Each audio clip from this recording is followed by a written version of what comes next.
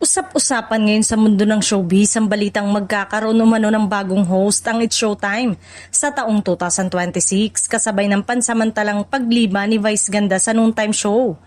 Ayon sa mga kumakalat na impormasyon, inaasahang ipapakilala ang bagong host sa susunod na buwan. Bagay na agad nagpasiklab ng diskusyon at espekulasyon sa social media.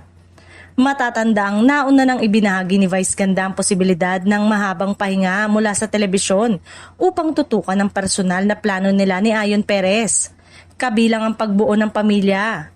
Dahil dito, natural lamang na paghandaan ng production ng It's Showtime ang magiging setup ng programa habang wala ang tinaguriang ang kabogable star.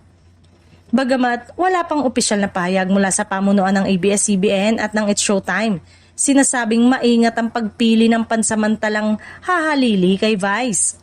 Malaki ang responsibilidad na dadali ng bagong host.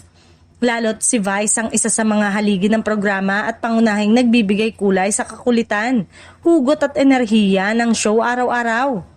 Samantala, sari-saring pangalan ang lumulutang sa social media bilang posibleng bagong host, mula sa mga batikang komedyante hanggang sa mga personalidad na sanay sa live hosting. Gayunpaman, nilinaw ng ilang insider na wala pang kumpirmadong pangalan at mas nais ng production na sorpresahin ng madlang people sa opisyal na anunsyo.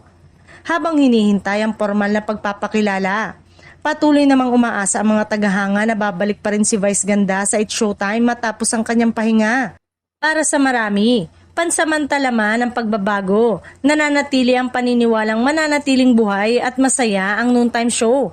Isang patunay na ang It's Showtime ay higit pa sa iisang host, ngunit isang pamilya na minamahal ng sambayan ng Pilipino.